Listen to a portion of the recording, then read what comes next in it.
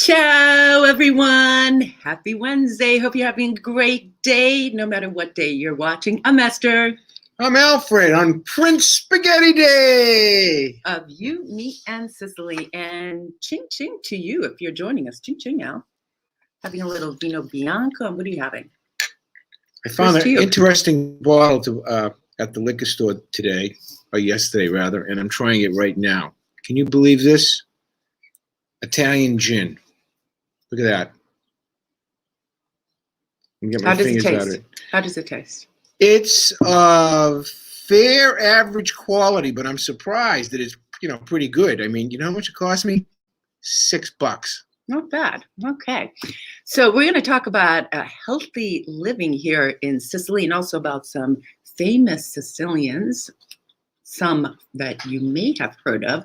But let's start with some healthy living. And last week, I don't know if you guys saw, we went to Catania and I showed you guys this garlic that I bought. Well, we already cut off a few pieces, as you can see. But this is garlic. Look at the bottom. Have all that hair over there, right, Alfred? And show us a different kind of garlic, the garlic that we get from the store, like that.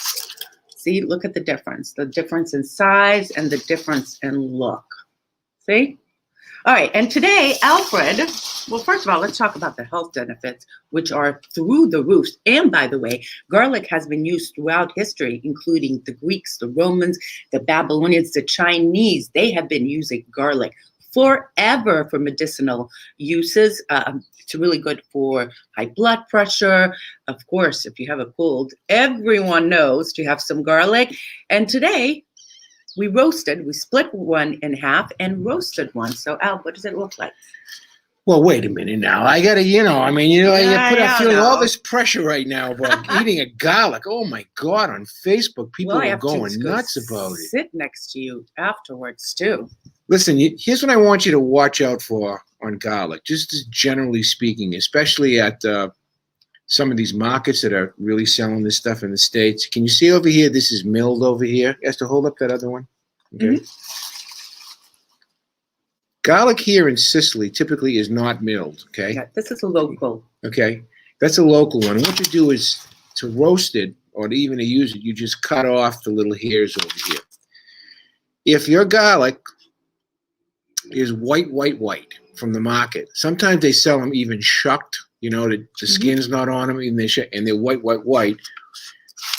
Very cognizant of the fact that those probably have been bleached, okay, and they're probably imported from an Asian country, and the same thing with these garlics like this. So the first thing you need to do is my opinion is, if I was in the States, I would buy them from a reputable, like a place like Whole Foods, for example, or your farmers markets. But make sure you source garlics, okay, because there's a lot of frauds going on over there. That's number one. And that's just correct.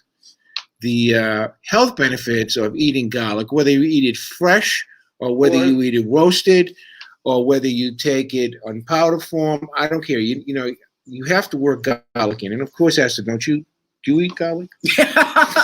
If you've been around here for a while, you know I love my garlic. I put garlic in just about everything, including when I have broth every day. I put a piece of garlic and a piece of ginger. Ginger is huge also here in Sicily. But garlic, it's a prime cooking ingredient for fish. She cooks it. She puts it in her fish. It's a prime cooking ingredient in meat. And simply what you do is you just slit the meat. And you'll take one clove and you put it in there before you bake it. I mean, that's the main thing, the ingredient that makes it so potent, and that's why you have to shave it, right? You have to make it sure that the allicin, it's a compound called allicin, and when that's released, that's when all the magic happens. So, very interesting. Somebody put down on the Facebook last night, Esther, if Alfred's going to eat a whole bulb of garlic, you can't go near him for an hour. For 24 hours. 24 hours. Truth be told, right? When you eat a garlic, what causes that garlic odor is not the garlic in your mouth, okay? What happens is the garlic in your gut produces a gas and it comes out, and that's what you're smelling is the gas. Did you know that? Yeah, you told me that before. Yeah, I mean, Hey, I basically, want to know if you guys use garlic, and what do you guys use garlic in? What kind of dishes do you use garlic in? well, anyways, this is a roasted. This is a bulb of garlic right here. Okay, it was one piece that looked like little that, hairs off, and we shaved off the little hairs. Can you see that? and roasted it for about 35 minutes. Sliced it in half, like this. Where are we here? Okay, and believe me when I tell you, I enjoy eating the whole thing, and so does she. It's just it doesn't taste like a garlic. After it's roasted, it tastes yummy. All right, show them. I don't know what it pops and it out. comes out really Comes out of a fast. little comes out of a little casing over here. Doesn't taste like garlic at all. So today, if you forgive me, doing the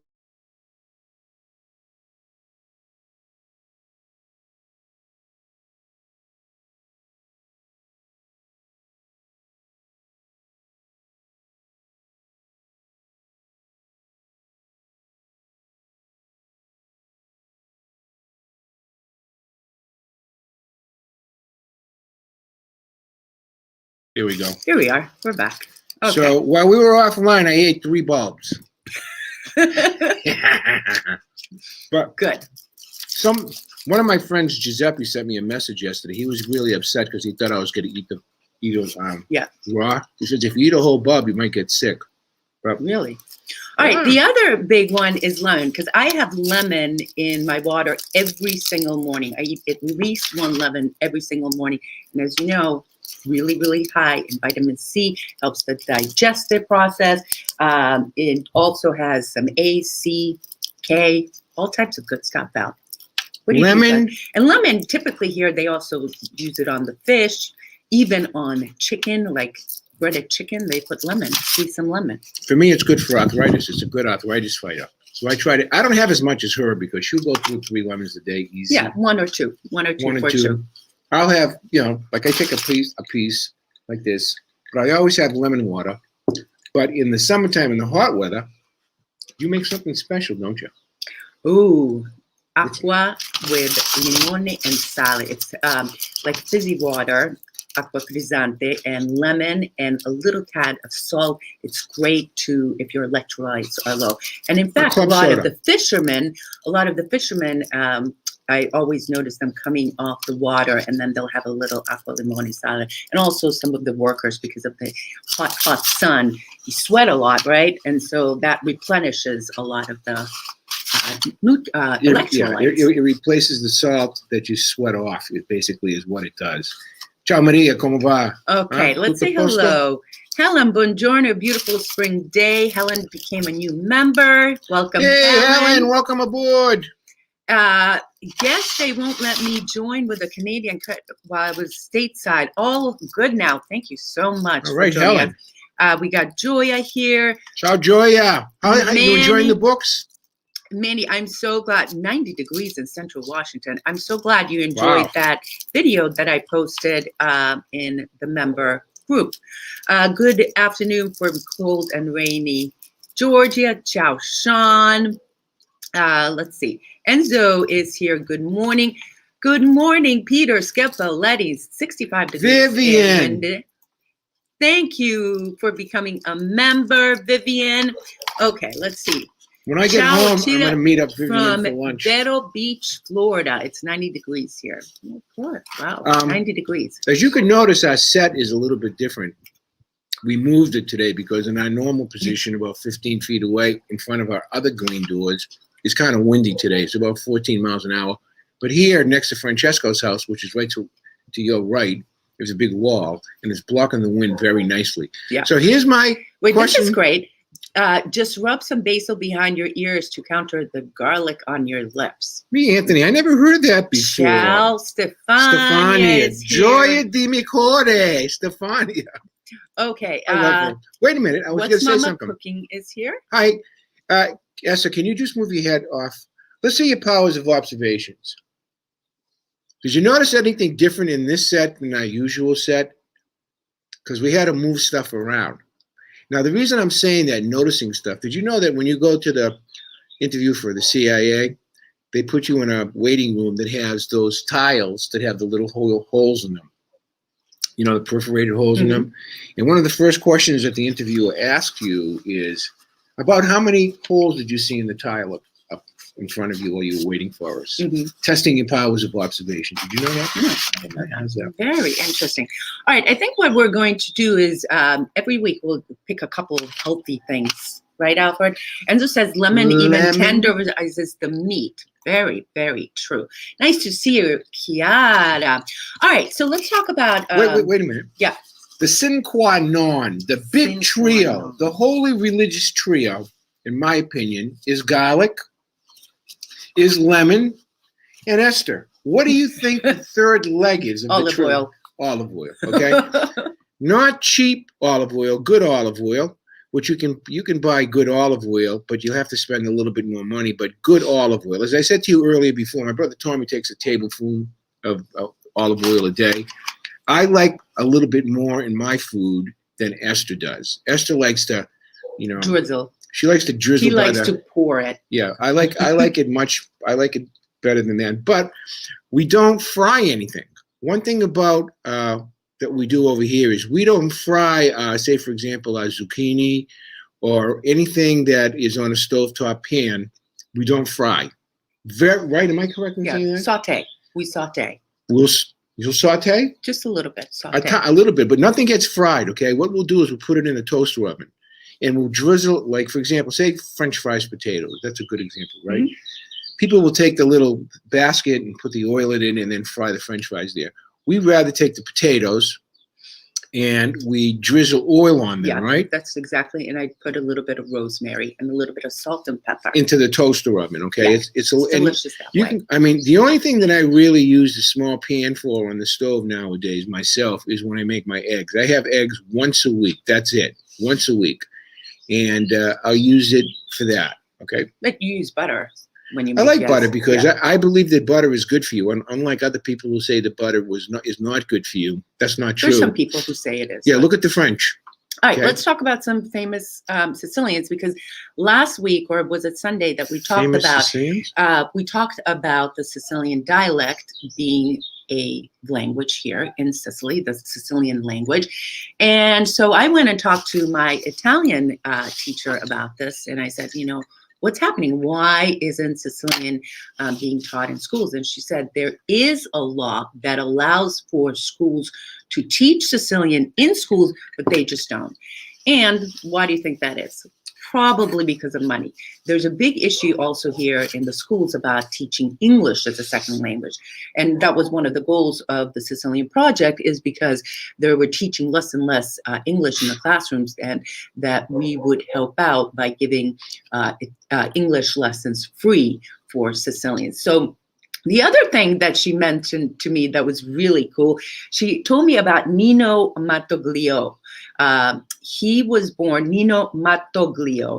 He was born in 1870 in Belpasso, and he wrote only in Sicilian. He had a newspaper. He started a theater company in Catania, also in Rome, and his plays are still being put up all over Sicily. So he was very intent about keeping the Sicilian language alive. So I thought that was very cool. And the interesting thing, he started a film company, Alfred, and in the theater company, Luigi Pirandello, the famous dramatist, he had him write a play. So Luigi Pirandello's first play was in that theater. Well, but it's still, you can still buy tickets, obviously not in this period, but I thought that was very interesting. Nino Martoglio, she told me about him, and I researched it, and I was like, wow, he's got a lot of pieces of work in Sicilian. Well, let me say this, okay? Some of the most famous Sicilian movies, especially the comedies with Roberto Benigni, is that his name? Funny guy. He did Johnny Stecchino, Johnny Toothpick, and it's pretty much all dialect, because it was the setting of that movie was in Palermo, and it was about really inept mafiosi, right? And of course the Academy Award winner, Cinema Paradiso, that's also in Sicilian. All right, there are many good movies in Sicilian. Yeah. Now, as far as, and at the University of Catania, by the way, don't think that they're not teaching languages, because our what's her name, Juliana, she has been studying Arabic, Spanish, English. But other people study Chinese. I think Chinese is going to be the go-to. One of the go-to languages here, because of the relationship. And Europe's relationship is a lot different with China, especially Italy, as it is in the United States. It's not as adversarial. Matter of fact, it isn't adversarial at all, because they buy up a lot. They buy up a lot of the goods. Okay, same thing with Russia. Okay, Russia imports a lot of olive oil and other stuff. So the Italians have a way of kind of always walking the tightrope, as opposed to the United States, which sometimes draws a line. You know what I'm saying? Yeah. So back to the Sicilian. In the Madoni Mountains, everyone speaks dialect as their first language, and Italian only in school. Yeah, we hear that a lot. And in fact, I asked Stefania. Stefania speaks Sicilian to her kids. She lives really near us. Well, wait a minute, I want to say one more thing. Carmen is here. Carmen Salutami amici, buon pomeriggio. Buon pomeriggio. This is interesting. Hi, Alfred. Doing my research, I found that there are 1,400 different dialects. Yeah, I can believe that. Honestly, it's from town to town, the pronunciation is different in Sicilian towns. Sometimes when I go to Palermo, into the hills or into the Netherlands, the hinterlands rather, of say, for example, Agrigento or Trapani, I can't understand these people. They're like, I'm saying, whoa, what did you say? What? Huh? Yeah, it's very different. The dialect is very, very, and also, wait a minute, let me just finish, okay? In some bourgs, the bourgs in, say, for example, in the Brody Mountains, there's a couple of them that originally were French settlers, okay, before the Vespers, and to this day, the Italian that is spoken there is a combination of Italian and French. Can you believe that? Mm-hmm. Other places like Piana di Albanese. I was just going to say. Yeah, and the other side of the island, it's Albanian, Italian, Albanese, is different. So what? I wasn't allowed to learn it growing up in New York City because we had to fit in, so we weren't discriminated against. Yeah, we've heard that. How did that work for you? How did that work for you? All right, I want to hear if you guys grew up speaking Sicilian in your home. Now, you wanted to speak about another Sicilian. Well, listen, all right. In my opinion, the greatest Sicilian American intellect is still alive. That's, in my view, that would be Gaetano Cipolla, Professor Gaetano Cipolla, my friend and mentor. We interviewed former him, St. John's, St. John's, I believe it was St. John's professor, but he has an organization, a pretty good sized organization too, called Arba Sicula, which puts out monthly magazines that are very interesting. The left page is dialect Sicilian, the right page is English, okay? And he has and he's a publisher.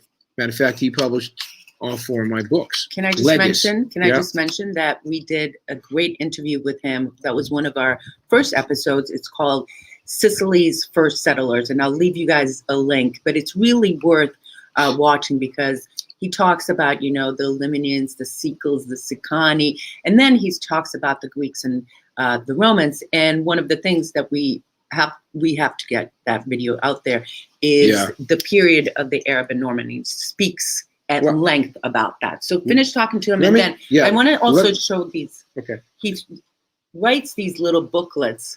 That book is great. What makes a Sicilian? And I have to tell you guys, when I read this from cover to cover, it's only like 30 pages, I got a much better understanding of this guy. I'm going to read a little bit from here, but why don't you finish? You can buy that book from Gaetano Cipolla on Arba Sicula, or also from Legas, Legas. But anyways, a few years ago, he came out with a definitive grammar book, Sicilian grammar book.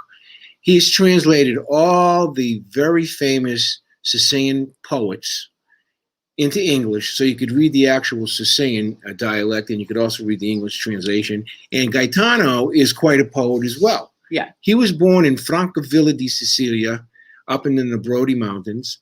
And I'm very proud to say that he's a very dear friend of mine and also investors. And we have in the can that we have to do with some. Yeah, that's what I just said. Yeah, the Norman thing and the Arab thing. Alfred Cilia here. It didn't work out because when I visited Castellamare, my family's hometown, it's hard to speak with the older residents. What do they speak? Well, they probably speak very ancient Sicilian. When my dad came to the U.S., he was, okay, we read that one. Stefania says too many dominations in Sicily, minimum of 17. There's 17 major dominations that were here. You're talking about Sicily. Occupations? Dominations, occupations, conquerors, whatever the word you want to use. Christine says, I remember that book very well. I got to read you guys this little piece that I thought was great. Yeah, Chrissy, we sold about a few thousand of those, as I remember, stuffing them in gift baskets. That and What Makes an Italian. He also has a companion book called What Makes an Italian, Gaetano. He's just a great guy. Okay. If you were to identify those peoples with whom Sicilians have an affinity, you'd have to rank the Greeks in first place, says Gaetano, followed closely by the Arabs, the Normans, and then by the Spaniards. The Arabs who lived on the island from 827 AD to about 1050 had a lasting effect on Sicilians' outlook on life. It may be said, listen to this, you guys, that their sense of fatalism, their persistence, and their acceptance and resignation to harsh life was inherited from the Arabs.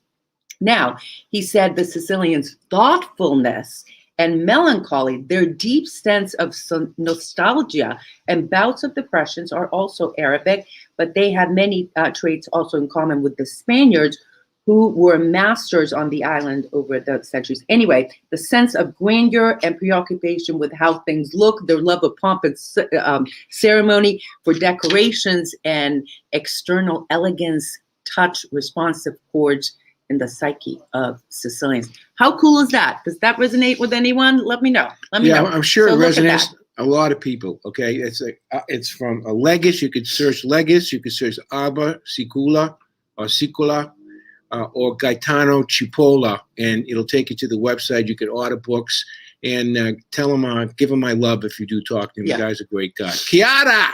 I have cousins in the Alps, and even they're Italian. I can't understand the dialect. Totally. The Alpini. Well, that's a different world up there, right? We need to keep Sicilians alive in all their dialects. Hopefully you're correct, Chiara.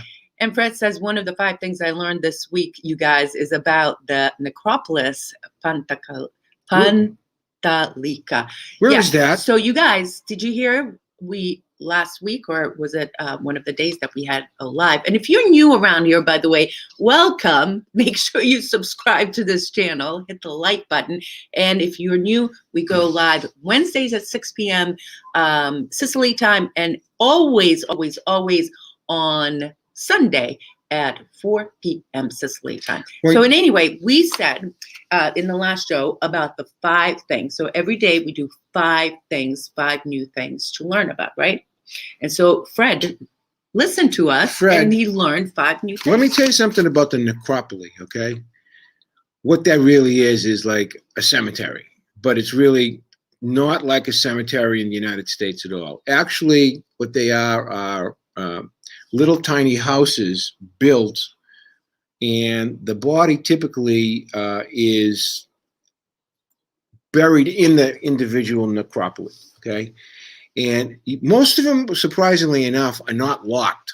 So the family can go in there, and they have it set up with a table, a couple of chairs, pictures, because here in Sicily, nothing really gets destroyed in the little buildings over here. There are some spectacular, beautifully buildings that cost tens of thousands of euros for sure. And in front of every cemetery is they have flower stands, okay, where you 4 or 5 euro, 6 euro, you buy the flowers, and then when you go into the necropoli, you change your flowers that are inside in a vase.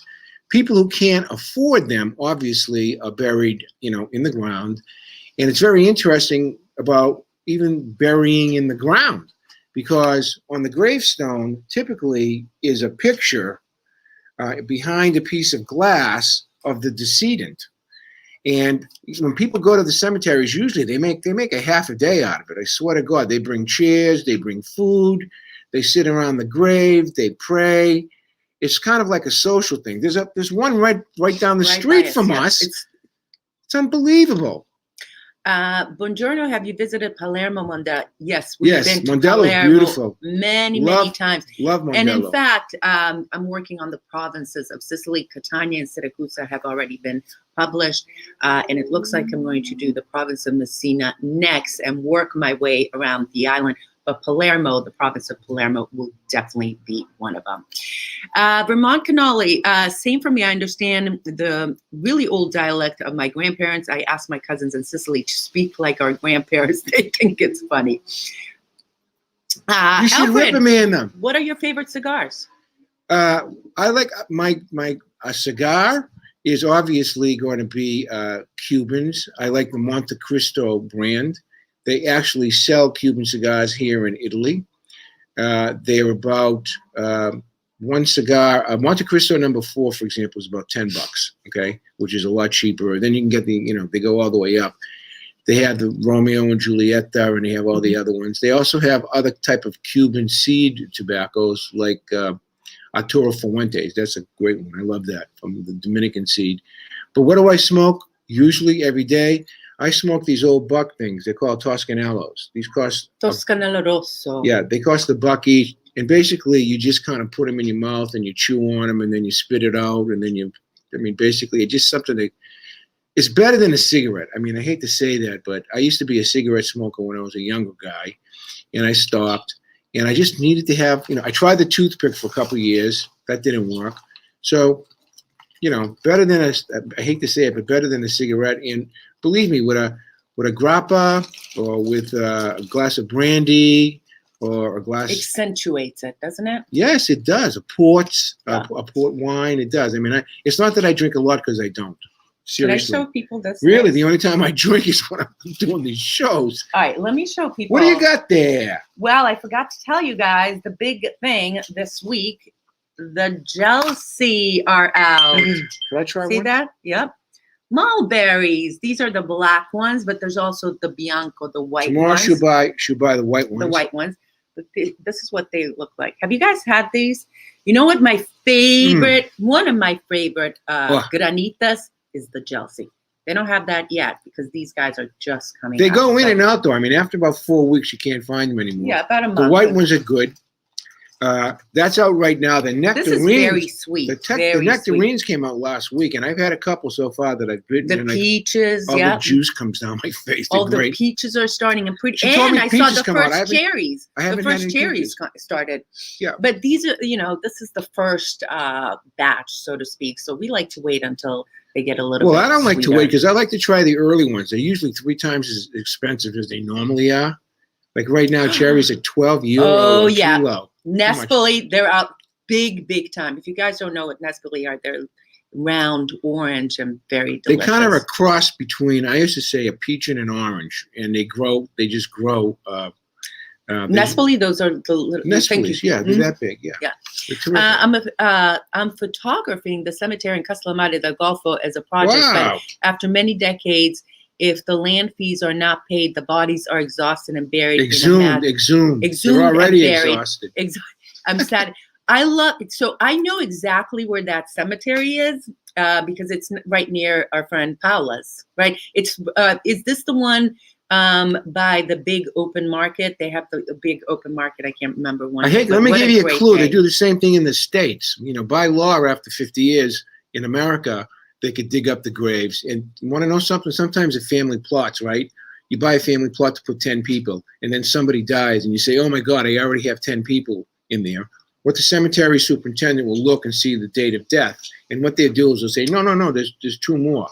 So what he does is he takes the 2 oldest ones and he puts them all in one casket. That's pretty much how you do it. I mean, you have to do that. Interestingly enough, in Holland, because Holland has such a high water table, you can't put, just like New Orleans, you can't put things in the ground. So they either burn them or else they keep the bodies up high, okay, in necropoli. New Orleans, of course, they had necropoli. And if you remember when New Orleans was flooded out, all the pictures of the coffins floating down the streets there because the necropoli, even the necropoli got flooded as.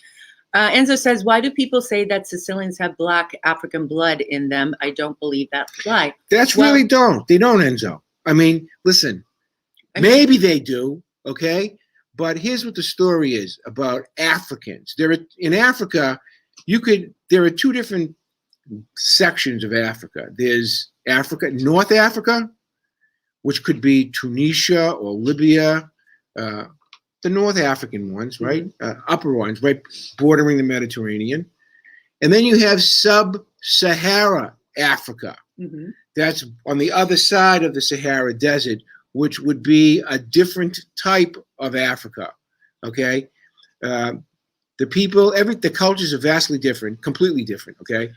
The Arabs that came here were Saracens, and Saracens were primarily, I believe, from Libya or the North area. But they were dark. Were here. Some of them were dark complected. Yeah. Some, not all. Okay, some of them were dark complected, and look at the Egyptians or look at the Turks. Okay, they would be a dark brown, so to speak. Okay, but they're not sub-Saharan Africans. But another interesting little tidbit that I learned was during the American, and this is an interesting one, during the Second World War, post-World War II, when the Americans occupied Italy, right, from 45 to when they left, whenever that was, I think it was almost 1950, right?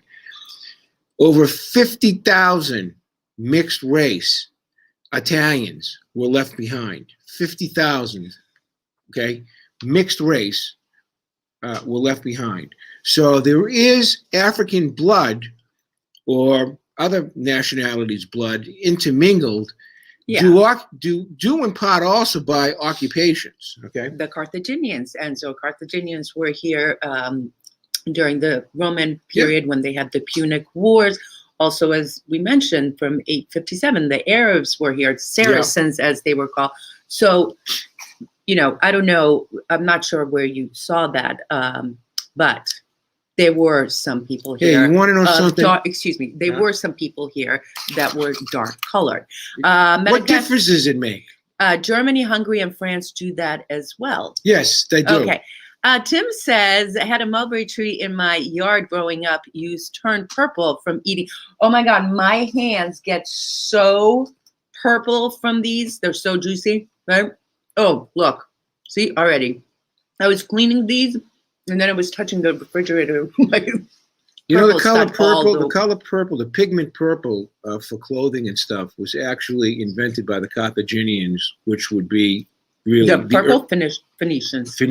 Which would really be the early Lebanese because they came from Lebanon. Okay, but the color purple and their colors, their battle colors was purple. Yeah, their ships were festooned in purple, the sails and so forth. They were very awe-inspiring. My favorite name here, right here, Atlantis Graphic and Web Design Ireland. Yeah. I can do an ad for you. Afternoon from Ireland. Let me hear do it. Atlantis Graphic and Web Design. So tell me what they do. So do a little commercial for the guy. Afternoon from Ireland. I'm still at work, but watching you on the side. Awesome.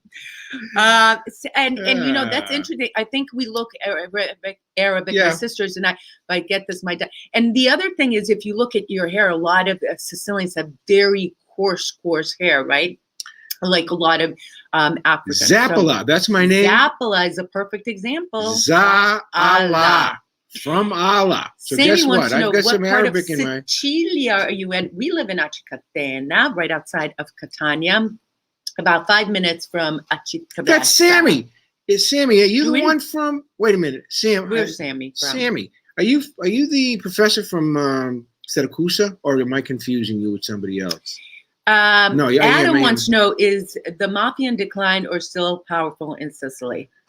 The mafia still has a hold. Wait a minute. The mafia the Sicilian mafia has been eviscerated, but there's still a ton of them here, okay? Because the second generation, third generation people are still here. As a matter of fact, a lot of the mafiosi are still alive and run the country from the jails, just so you know.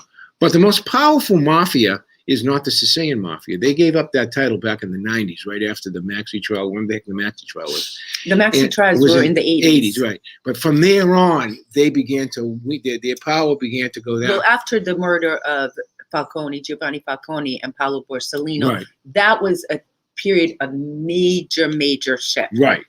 But the biggest mafia and the most powerful mafia, perhaps in all the world, is in Calabria. Okay, and they're having a big maxi trial there right now for, I think it was 950 defendants in Calabria, but you never read about it. But the reason that Calabria is so strong even today and getting stronger, and believe me, they run the whole country, but there are other mafias throughout the country that they're in cahoots with. The reason that they are so strong is because it's an unbreakable bunch of cells of family members. So in other words, they can't be infiltrated, okay? That's the big thing. It's only family. They're not going to you can't go into knock on the door of a Calabrian mafia and say, hey, I want to join. I'm a thug from Brooklyn, New York. They're not going to let you in. Now, Jim Ingram just joined. I'm glad he did, because he just reminded me that the head of Condorelli, so just so you see that the mafia still exists here, refused to pay the pizza, which is, the back money that you pay the mafia. He refused, he spoke out, and he got threatened. So a lot of people are calling him heroes, but he did get, how did they threaten him? I believe they left some kind of oil. No, they left a bottle filled with gasoline and like a fuse on it as a warning to this guy. So he went to the Carabinieri and they did an investigation. I think they're still investigating it, right? Yeah. But imagine that.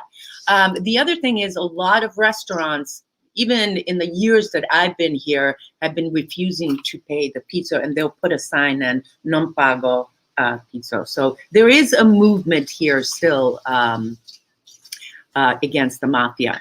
As the economy goes down, and as unemployment goes up, like it is right now, that's when the mafia recruits, okay? Because they get their muscle from the unemployed fish cutters, the unemployed laborers, okay?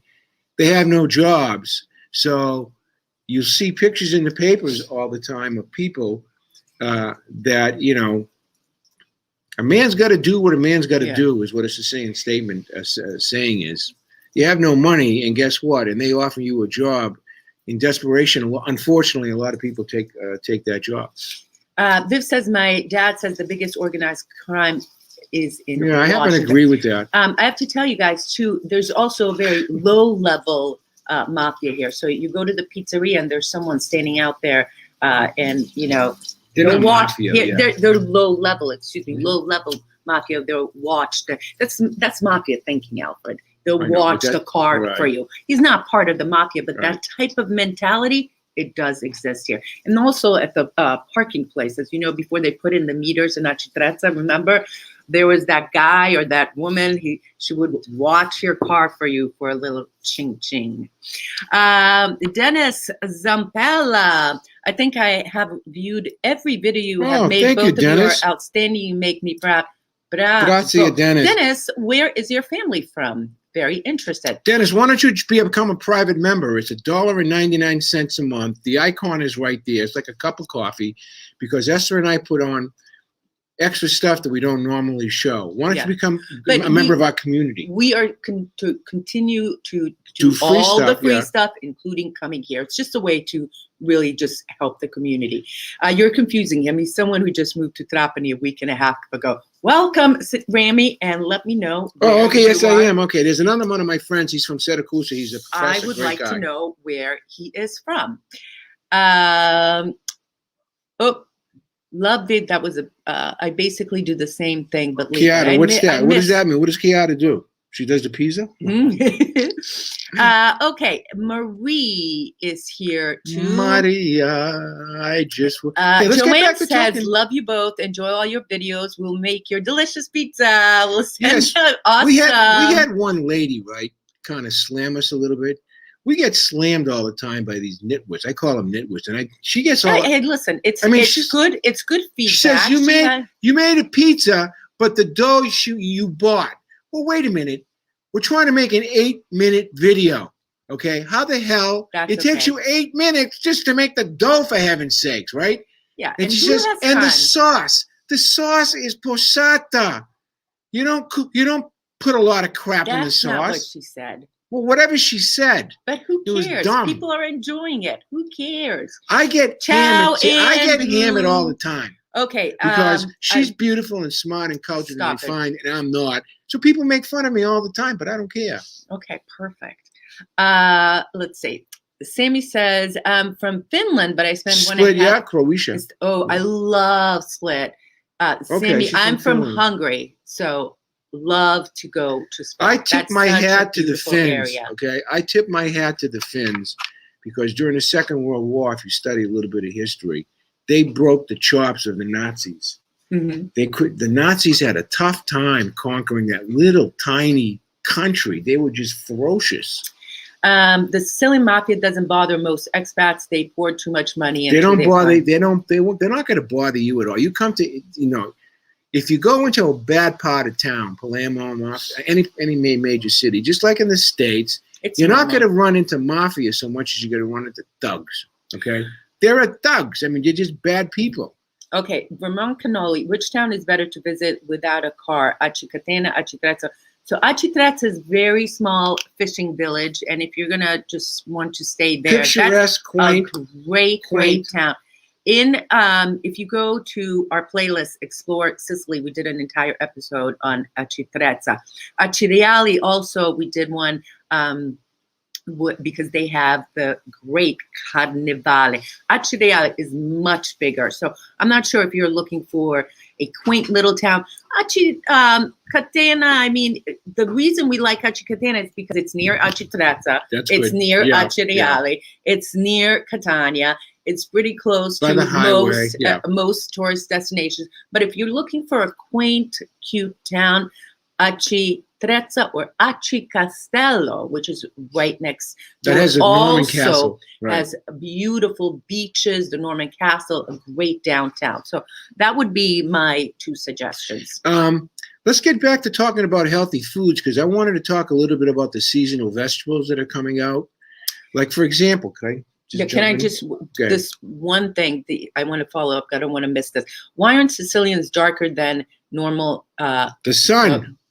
Why aren't Sicilians darker than the normal Italians? They are. Especially out west. The Sicilians out west are much darker. Right. And over here on the east side, because the Greeks came here first, they're more of a Greek physique here on the East Coast. It's not unusual to see which way to the beach? Hercules. That way. But it's not unusual to see taller men, especially, and also women here. In Palermo, I have noticed that much darker complexion, also darker brown eyes as well. Well, wait a second, okay? I mean, listen, the Arabs pretty much were originally settled into the West, and the Greeks settled here. We know that. But if you go south of Syracuse, say head into Noto, and especially down to Pachino, where the sun is blazing hot, over the years, over the centuries, you can't help but have your skin darkened. Did you know that up until the middle of the 18th century, Sicilians were classified as people of color on the American census? Did you know that? Yeah. They were classified as blacks, not as Caucasian. As a matter of fact, I've been talking about this for years. On a census, I don't put down that I'm Caucasian. I don't put down that I'm black. There's always a box that says other. I put down that I'm Mediterranean. Good. Because that's what I am. I'm from the Mediterranean. Okay. I have nothing whatsoever in common with anybody north of Rome. Yeah. Zero. They have a different DNA makeup than we do. From the Mezzogiorno down, okay, especially from Naples down, it's pretty much okay. But going up, they're French, they're Austrian, they're Swiss, German. In fact, some of the passports are Italian and French, Italian and German. CC Advisor says, thank you for making these high quality videos. So glad you enjoyed it.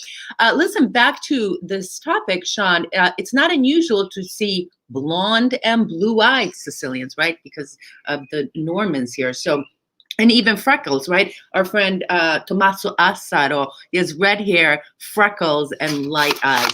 So there's a wide mix of appearances, physical appearances here. There is nothing more beautiful than a Sicilian woman when she's dressed up. As a matter of fact, I believe that Miss Italy right now is a Sicilian gal. I think, right? Or is she running for it? I can't remember. No, she's running for Miss World. She just won the Miss World thing. She is so gorgeous. The gal from Sicily, who's now going to the Miss Universe pageant. I got a €1 and I threw it at my computer screen. I really thought I had to pay for the view. Wait, he says that when she was so beautiful. Can I just tell you guys, he says that when he looks in the mirror. Esther, do you have a euro? Esther, I should pay for the view. I should pay for this view. That's what one guy called me, a blowhard. Fred said, loves Al's Boston hat. Thank you. It's a painter's cap. Jim says, what's in your glass? You missed it. Oh, you didn't show the bottle. Show the bottle. All right. Jim, I found the bottle of, believe it or not, made in Italy gin. Okay, I found it at Lidl. We went to Lidl yesterday. That's the international market. Yesterday was Greek Day. Was that correct? Yeah. She brought some stuff Lidl, home. tzatziki. What? Tzatziki. That's tzatziki. That yogurt. Oh, and man cucumber. alive. She's been gobbling that stuff. That's really good, Hazel. Mutts. A mix of so much. There are people of every You're color right, Hazel. here. Well, so Yeah, right. I would say that is exactly a good mutt. Sicily is a country, is an area where there's no fighting like there is in the rest of the world. You go to Palermo and it's, you've got Christians living with Muslims. Well, that was before. Jews. That was during. Even today. That was during Frederick, and that was a beautiful era. And we're going to have to talk about the Norman era because that was such a beautiful era here under. Did you know Roger he was excommunicated? Yeah. Well, let's talk about that in another because it deserves a little bit of time. I mean, it was really a time. I want to talk about Scolata. A time of coexistence. My mother was 100% Sicilian, and she had milk skin and redheads. So were her two brothers and three sisters. That makes a lot of sense. Can we talk about Scolata? Yes, 1 second. I really enjoy all the information and history watching every week. Thank you. Thank you. What's Mama Cooking? What's Mama Cooking, by the way, has a great cooking channel also on YouTube. So when you're finished here, make sure you check it out. I think that if you find an interesting tidbit that we throw out there, research it after the show is over. You're going to be surprised how much. I mean, last week I talked briefly about the Sicilian Vespers, and several people sent me emails saying, wow, I didn't really know that. So I like it when people get into the research component of what makes a Sicilian. We're just throwing little nuggets. I mean, she mentioned Pirandello, okay? Luigi Pirandello is probably one of the most influential of all modern Italian writers, okay? From Sicily, from Agrigento, okay? Who, by the way, is studied in every high school, every college. He's like the Robert Frost of Sicily, okay? Yeah. Luigi Pirandello. Okay, wait a minute. Why don't American Sicilian know about Luigi Pirandello? Very simple. He was a writer during the fascist era. And at the beginning of his career, Mussolini loved him so much, even though he loved him so much that he subsidized Pirandello while he did his writing. So after the war, and as you know, that history is written by the victors, right? Got wiped out in the United States. You're not going to find the name Pirandello unless you go to guys like myself or Gaetano Cipolla, who love him. I'm curious if you guys have heard of Luigi Pirandello. Pirandello is like a genuflect in front of this guy. He was the one that Nino Martoglio, who I spoke about earlier, who wrote in Sicilian dialect only because he wanted to keep the Sicilian dialect. He started a theater up in Rome and asked Luigi to write for him. What did he write? Maria, I'm Greek, Norman, Sicilian from province of Agrigento. My nonna was a tall, blue-eyed, fair-skinned man surnamed Taormina where the Normans were. Very He cool. won, I believe, the Nobel Prize or the Pulitzer Prize. I don't know what the heck it was, Pirandello. I can't remember exactly what award he won, but it was something really famous. I agree with Alfred. It's in the DNA. Every time my plane lands in Sicily, Thank I you truly feel at home. That's I'm dying to Alfred meet this says person. that's exactly what. Dying to meet this person. Yes, Lidl. Mhm. Ciao, Janet Lombardi from Wait a minute. Where do they England. open? In Wait a Florida? Did she say Florida? Lidl. Yeah, there's one in New York too. My sister told Holy me. smoke. That's a Yeah. great We store. love, when we go to Hungary too. Oh, my family loves Lidl. All of Michelle's family, the Zarconi clan, have green or blue eyes. Michelle's eyes are green and they are dark with black hair. Wow, that is a beautiful combination. Ciao, buonasera. New Tutto a Jersey. posto. Tutto bene, grazie. All right. It looks like Maria does know. Chiara knows about Pirandello. Lumi di Sicilia Yep. by Luigi Pirandello is really good. Central Connecticut State University hosted the play in the 2000s. If you have a chance, read his last will. It's a poem about when he dies, where he wanted to be buried, etc. It's a very short, eloquent poem, like about 10 lines. I liked it so much that I printed it out. And I want to be buried just like Pirandello. I love that guy. The other thing, Pirandello wrote poems about the sulfur mining here in Sicily, a very poignant. Remember, we went to the sulfur mine museum in Montedoro, and outside, yes, his picture. outside, right, you're right. Outside the museum is written parts of his poem that talks about the Carusi, the little boys that were enslaved to this mining, sulfur mining, and they would go down in the darkness and they would come out and it would be dark and they didn't know about sun. I mean, it's just a really, really black period in the history, but Luigi Pirandello wrote beautifully about that. So now you want to talk about Scalora? Scalora. I want to talk about what they call escarole. All right, escarole. In French, they call it scalora in Sicilian. That's my all-time favorite go-to vegetable, okay? I like to have a simple scalora soup, okay? You just simply get the scalora and you cut it up, and you put it in boiling water with salt and a little bit of EVOO. It's just so great. Or, if you like chicken soup, people even like the Italian wedding soup. They use the scalora with rice, chicken broth, chicken stock, etc., and scalora. Scalora is number one, and it's just so healthy. Anything green from Sicily is healthy. Number two is broccoli and broccoli rabe. Broccoli and then broccoli rabe. Those two so if I was stuck on a desert island, I would ask for scalora. Buonasera. Oh, look what time it is. Look what time it is. It's what Francesco, time. vieni qua per uno secondo. Salute tutti. Ciao. E qua stasera perché è troppo ventilato. So, Troppo. While we're here. It's too windy. See, it's too windy. Sì. No, Tutto bene, tutto bene. Grazie. No, l'amore qua è buonissimo. Per la gente, perché la gente è bloccato. Sinistra a destra, you know. Smatto sticco russo. Yeah. Ciao, buonasera. Every night. Okay. Francesco Bella. I love that guy. We love him. Sean, so let me address that. I found a huge Arab influence in that region because the Arabs were mostly on the West Coast, right?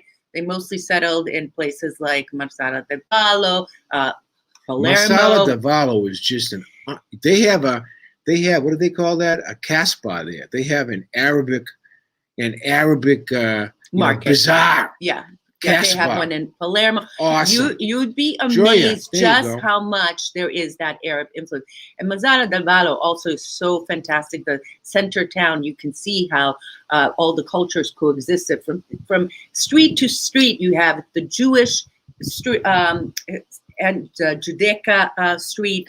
Then you have the Catholic churches, and then you have areas where the Arabs were. So it's fascinating. And one of my favorite symbols also in Mazar de Baba, the Arab symbol, the Star of David, and the cross. Why don't you post that on You, Me, and I'm gonna Sicily post tonight? that. That'd be nice to Actually, I'm going to post that into our community. So make sure you subscribe to this channel so you know when I post in the community or post on YouTube or when we go live. I think we have over 30 subscribers right now. We just started this last week, I believe, 30. We're going to try to get to 300. So, we're just kind of getting the word out. But if you're new to us, all you have to do is press the join button. Use your credit card. It's $1.99 a month. Or if you really want to support us, we have our GoFundMe icon there, and you can make a contribution. A lot of people have been making. It's just a way to. It helps us defray Yeah. our expenses. Really, it's a lot of fun doing these programs. My MIL used to make scalora once. My mom. Scalora. I said scalora. Scalora. I said scalora. Okay. You said scalora. You said scalora like a Hungarian. You'd say scalora. Hungarian. Once a week for her stomach issues, as well as we live in Carini, 15 minutes from Palermo. Yeah. Okay, Stefania's gonna make scalora soup. Bravo, El. So wait a minute, Stefania. Can you buy scalora right now? And where? Of course, honey. What are you talking about? I don't know. I have been looking for it. You haven't gone to the market. That's why you haven't asked for it. I want scalora tomorrow. Okay. Alfred, of course. Wait a second. They're in the markets all the time. In fact, I saw a big bunch today. I made today. Esther bought this special type of pasta for Carnivale that has. I never saw it before. Imagine it has there's like 4 holes in this pasta, okay? And it's about an inch. Those are the ones for Festivale. Yeah, from Carnivale, right? I can't think of the name. Festivale. So she's been bugging me. Why don't you make it? Why don't you make it? Why don't you make it? So today I made it. I made pasta al forno with my sauce. And my sauce is a little bit different than Esther's. Because I'm toning back on the garlic because I'm putting in. I put garlic. Yeah, no, she puts in a lot of garlic, but I'm toning back on the garlic a bit because I also put in. Well, you've been eating how much garlic have you had? Look at this, you guys. It's gone. He's gone. The garlic is gone. It doesn't even taste like garlic. But anyways, let me get back to my story, whatever the hell I was saying. So I made pasta al forno with this stuff, except, you know what I did? I put a hamburger in the sauce, and it became like a meat sauce. Well, what I usually make him is also rice, right, with the ground meat. Now tomorrow I'm gonna have the rolled meat, okay? Because I eat meat a couple times a week, and during the middle of the week I like to eat it. So tomorrow I'm gonna have the involtini of carne, the rolled meat. We used to call it brojol. I think it was called, but not brojol. No, brojol. Wait a minute. Let me think about the word. Was bruschettinis in Sicilian. Okay. So tomorrow I'm gonna have that with a little bit of pasta on the side. Yeah, it's really good. Have you ever tried punrelle and a particular salad, always from the scalora family? No, scalora. But I gotta tell you that there's so many greens here, wild greens from salad. It is, there's a lot of choices. Cheap too. The fishermen, very cheap. The fishermen on West Coast before fishing still prayer in Arab songs, poems for Allah. To bless and the catch. Why not? Oh, thank you, Janet. She loves my blue top. Maria says, yes, Jim, it's San Vito Lo Capo, the Couscous Fest coming up. That's right. Yeah. The couscous. Hello. That's one of the biggest contributions, right, from the Arab area. That was pasta you got me. That's right. Carolyn, what's the name of that pasta? That's exactly the pasta, and I bought a bag for myself. I had it today. It was terrific. I can't think of the name of it, though. I'm too lazy to get the bag. Okay. How do asthma sufferers fare in Sicily? You go to a doctor and you have to get a... Bad. Right. I mean, with the... Bad. Yeah. Especially when Aetna blows, that's number one. It's bad for everyone. Well, let me tell you something. The month of May is hellacious for... pollen, okay, hellacious. And I was telling just Sunday, I actually am happy I have to wear a mask when I go out. I actually can breathe better. Okay, I've been coughing and kind of hacking, and I know, and Massimo, my law partner. Well, you have your allergies right now. because all the flowers. Yeah, but then it goes away, okay? But right now, chica. Stefania, I know. Reitana is the four corners where they have all the. Over there, that's what you brought it. I know, but I know. They have them over here. Francesca also has them. The supermarkets has them. Sure. This is the first I heard, everyone, about Scalora. Scalora, because this was a new one. Had you said you want Scalora, it would have been in the house. All right, I have an announcement. Because when the boss says, right? Yeah, right. Excuse me. Braciole, we eat it all the time. I fit it with spinach. No, this is not what he's talking about, though. Braciole is something different. It's a big fat one. This is the skinny one. They're like this. These are I have an announcement to make. Here's my announcement. I got jabbed this week. Oh, wait. I got jabbed with Pfizer. Wait a sec. It's true. West Sicily is great for asthma. My symptoms went away when I lived there. Seriously, carpeting. Yeah, in the warm weather, it's fine. Okay, so yeah, that was huge news. We've been talking about him getting his vaccines. He thought he couldn't get Pfizer. I said, Alfred, they have the most doses of Pfizer. I showed him the government website. I went on the site. I said, you know what? Basta. I'm just going to take it upon myself. Booked it for the next day. And let me tell you guys, it was a very smooth experience. I mean, we did have to wait a little bit because in the morning, now that they opened up to voluntary vaccinations, that means you don't have to make an appointment. There was a lot of people that came in the morning, but by 2:00 we went in. The volunteers, and we're talking about the Red Cross volunteers, and these were like 18, young 19, kids in their early 20s, all volunteering their time. So we waited outside. We took a number. We waited outside. Then we went inside, had to fill out all these paperwork. Definitely have your paperwork ready. And then they asked us some questions. And before I knew it, he's sitting there and he got Pfizer. And it didn't even hurt. So my second. You were fine. You were crying. My second shot is scheduled for June 15th. And last night, so Esther's been doing a lot of stuff for me this week. She went online. I had a 660 euro voucher because of my canceled flight from Alitalia last year. She was able to buy me a ticket home on July 31st. I'm going to stay the whole month of August in the States, probably up around the beach area, Newburyport. I have to find a place to stay.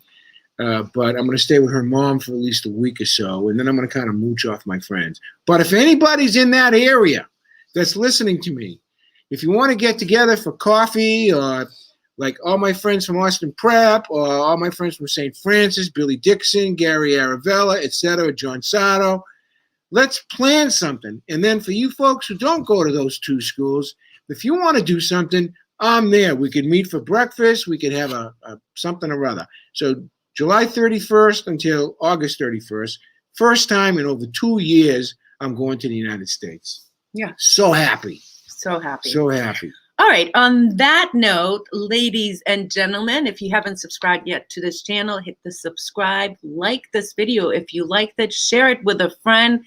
And thank you from the bottom of our hearts for spending this time with us. When are we going to be on again? Sunday. Sunday. Ching, what time? Oh, yeah. Oh, okay. So, look at that. Good. My Italian gin wasn't too bad, Esther. I'm telling you right now. Bad.